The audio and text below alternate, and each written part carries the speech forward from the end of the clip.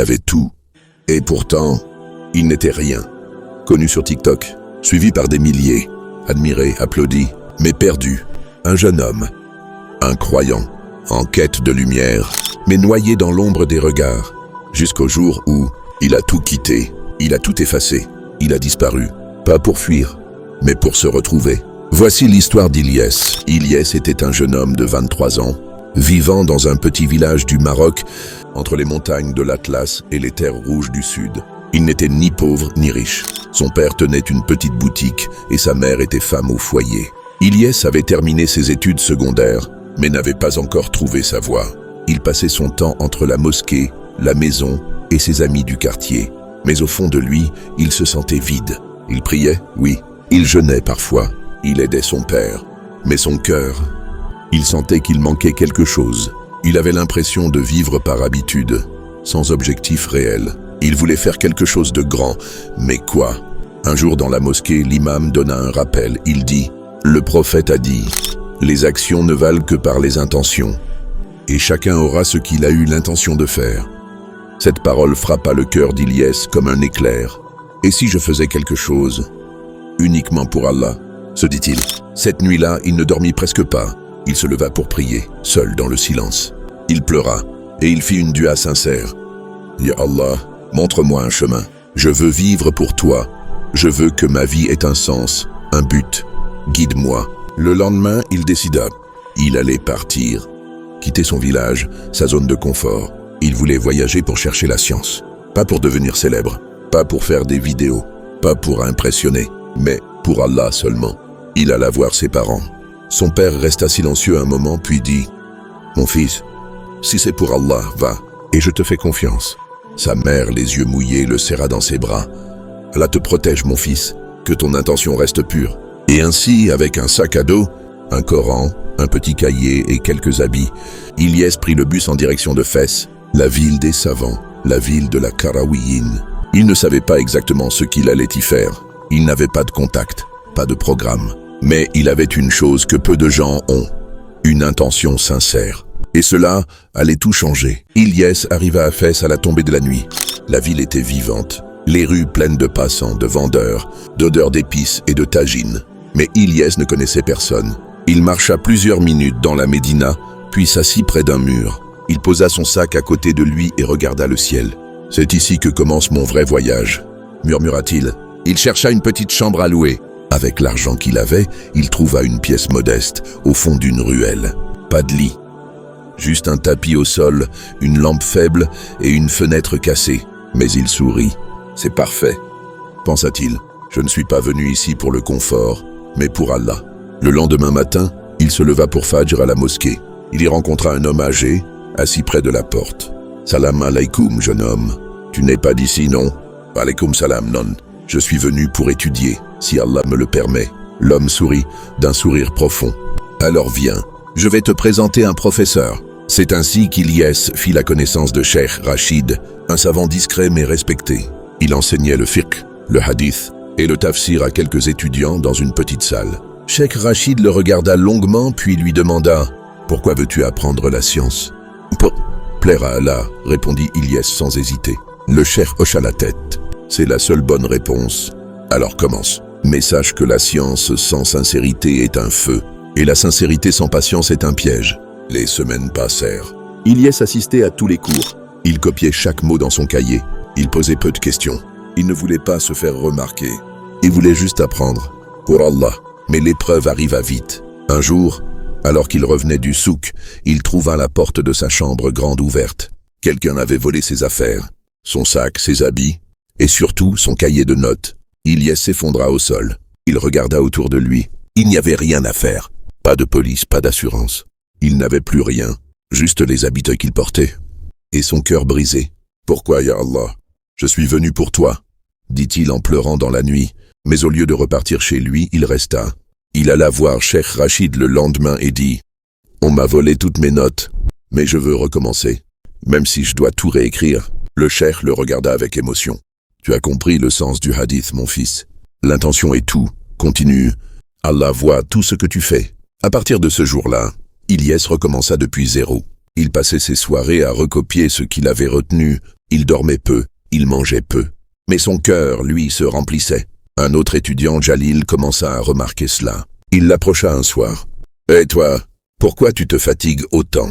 Tu crois que ça va changer ta vie ?»« Je ne sais pas, répondit Ilyes. Mais je le fais pour celui qui peut changer ma vie. » Un an passa.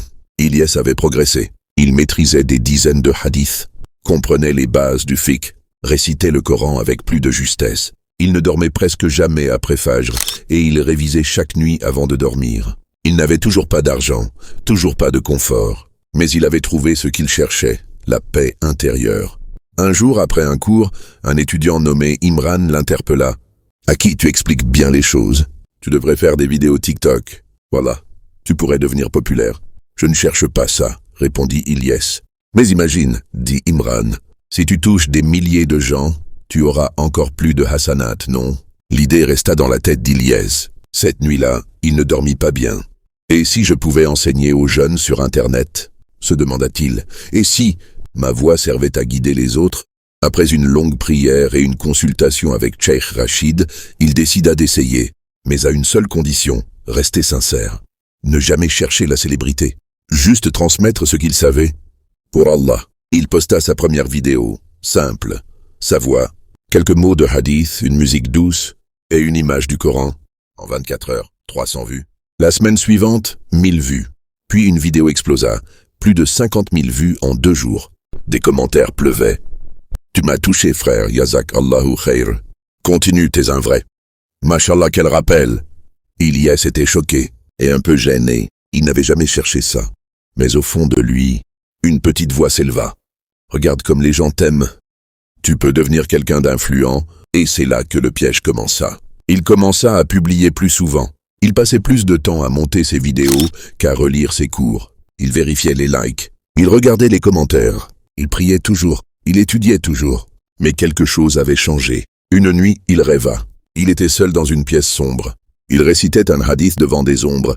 Les ombres l'applaudissaient. Mais quand il termina, elles disparurent. Et une voix lui dit « Tu voulais qu'ils t'applaudissent? Maintenant tu es seul. » Il se réveilla en sursaut. Son cœur battait fort. Il prit ses ablutions et alla prier. Puis il s'effondra en pleurs. « Ya Allah, je me suis perdu. Je voulais faire ça pour toi. Mais j'ai été attiré par les regards des gens. » Il resta prosterné longtemps. Puis, le matin venu, il alla voir Cheikh Rachid. « J'ai peur que mon intention soit morte. » Le cheikh le regarda et lui répondit avec douceur. « Non, elle n'est pas morte. Tu l'as juste oubliée un instant. Mais tu t'en es rendu compte. Et ça, c'est un signe que ton cœur est encore vivant. » Ce jour-là, Ilyes prit une décision forte. Il ferma son compte pendant 1 mois. Il se coupa des réseaux sociaux. Il reprit ses études en silence, sans caméra, sans like, sans écho. Il voulait se retrouver. Et chaque jour, il répétait cette phrase en lui-même. « Pour Allah seulement.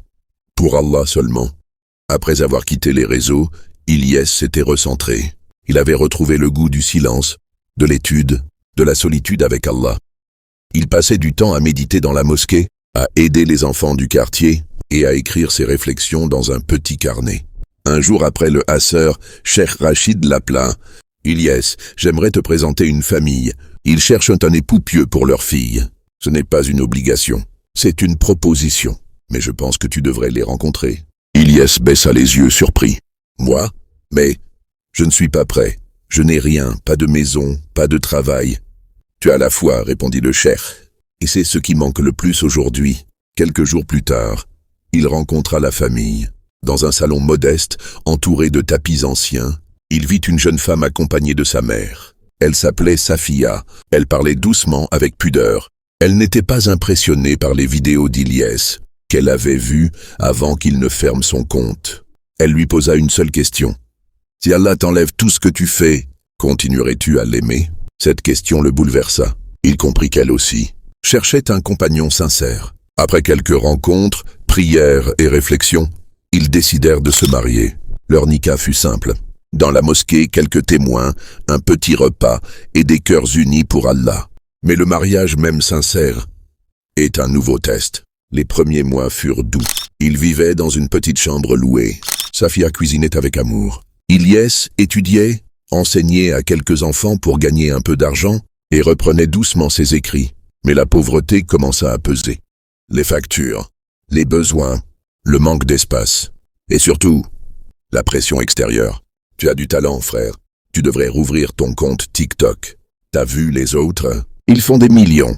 Toi aussi tu peux. Tu as déjà percé. Ilyes hésita. Il consulta sa femme. Safia, si je reprends les vidéos, ce sera uniquement pour transmettre le savoir. Pas pour devenir connu. Elle le regarda dans les yeux. Ce n'est pas à moi que tu dois le dire, mais à Allah. Il rouvrit donc son compte. Mais cette fois-ci avec une règle stricte. Pas de visage, pas d'ego. Juste des rappels, des paroles vraies, uniquement pour Allah. Les vidéos touchèrent les cœurs. Il reçut des messages bouleversants, des conversions, des jeunes qui reprenaient la prière, des frères qui pleuraient en l'écoutant réciter un hadith. Il restait humble. Mais parfois, le doute revenait. Suis-je toujours sincère? Ou suis-je en train de me perdre dans le succès? Un jour, un homme riche le contacta. Il voulait l'inviter à une conférence internationale en Europe, tous frais payés. Tu es influent maintenant, frère. Tu dois voyager, apparaître, inspirer. Ilyes pria longuement avant de répondre. Puis il déclina poliment.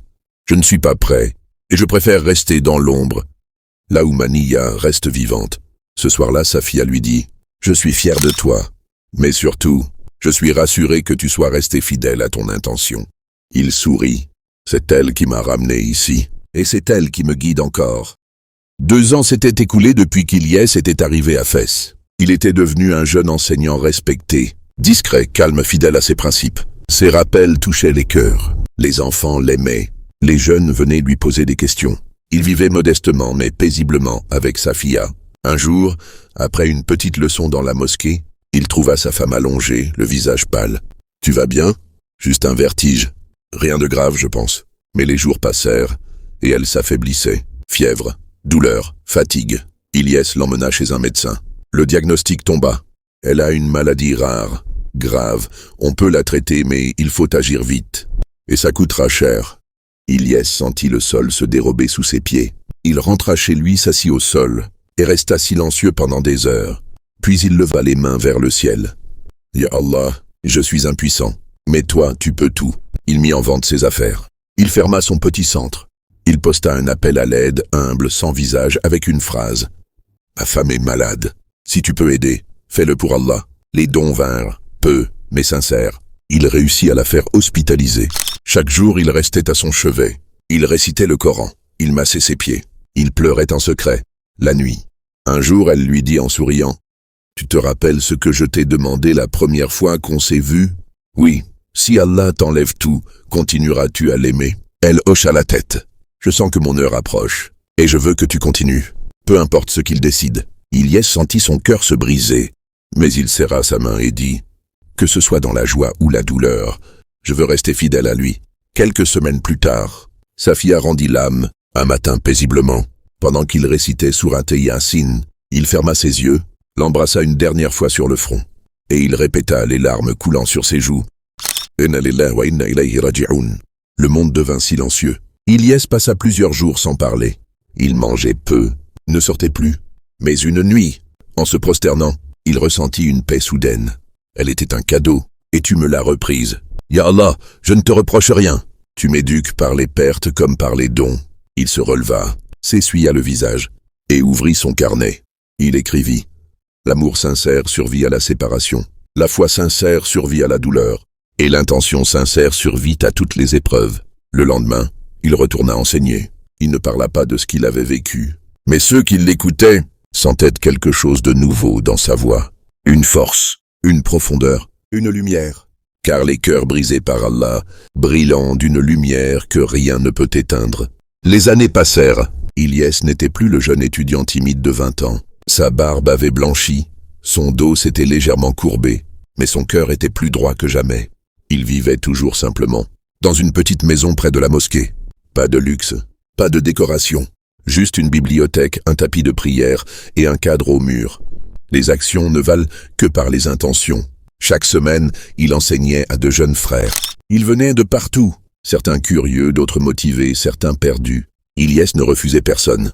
Il accueillait chacun avec le sourire, comme Cheikh Rachid l'avait accueilli autrefois. Un jour, un jeune frère lui posa une question. « Cheikh, comment rester sincère quand tout le monde nous regarde, quand on est applaudi, Quand les gens nous remercient, Ilyes sourit doucement. Tu sais, moi aussi j'ai été applaudi. J'ai été remercié. J'ai même été connu. Un temps. Mais j'ai appris une chose. La vraie sincérité, c'est quand tu continues, même quand personne ne te regarde. Il fit une pause puis ajouta « Tu peux faire une chose immense et être hypocrite, ou faire une chose minuscule et être totalement sincère. Et parfois, c'est une larme dans la prière qui vaut plus que 1000 vidéos. » Ce jour-là, il raconta à ses élèves son propre voyage. L'Afrique, Fès, le froid, le vide, la faim, la solitude, la tentation de la célébrité, l'amour, le deuil, le retour à Allah. Ses élèves étaient bouleversés. L'un d'eux pleurait, un autre notait chaque mot, un troisième leva la main. « Et maintenant, cher, qu'est-ce que tu veux vraiment ?» Ilyes regarda par la fenêtre. Le soleil se couchait. « Je veux qu'Allah accepte, pas que les gens m'aiment, pas qu'on se souvienne de moi. Je veux juste que mes pas aient été dirigés vers lui. » Ce soir-là, il écrivit son dernier message sur son vieux carnet. La sincérité, ce n'est pas un point de départ, c'est un combat chaque jour. Elle se perd vite, mais se retrouve si on la cherche vraiment. Je ne suis pas un modèle, je suis un survivant. Et si tu lis ces mots, cherche Allah, pas les gens, car Allah ne t'oubliera jamais. Quelques mois plus tard, Ilyes tomba malade. Rien de grave au début. Une toux, une fatigue, puis des douleurs. Il ne se plaignait pas. Il priait toujours, enseignait même affaibli. Mais un matin, il ne vint pas au cours. Ses élèves vinrent le chercher. Ils le trouvèrent allongé, le visage apaisé. Dans sa main, une page de Coran. Et sur ses lèvres, un dernier murmure. « Ya Wallah, accepte !» Il fut enterré simplement, dans le même cimetière que sa femme. Aucune grande annonce, pas de vidéo. Juste des larmes, des prières, des invocations. Mais ce que beaucoup ignoraient, c'est que ses élèves avaient tous un jour été perdus. Et c'est par lui qu'ils avaient retrouvé Allah. Aujourd'hui, ce sont eux qui enseignent, dans différentes villes, sur des plateformes, avec une phrase qu'ils répètent toujours, comme leur maître leur avait appris. Pour Allah seulement, cette histoire n'est pas celle d'un héros parfait, mais celle d'un homme qui a lutté pour garder vivante la lumière de son intention, dans un monde qui veut toujours la souffler. Toi qui écoutes, tu as une voix, un cœur, un rêve. Mais demande-toi à chaque pas, pour qui est-ce que je le fais? Car le prophète a dit, les actions ne valent que par les intentions, et chacun aura ce qu'il a réellement eu l'intention de faire.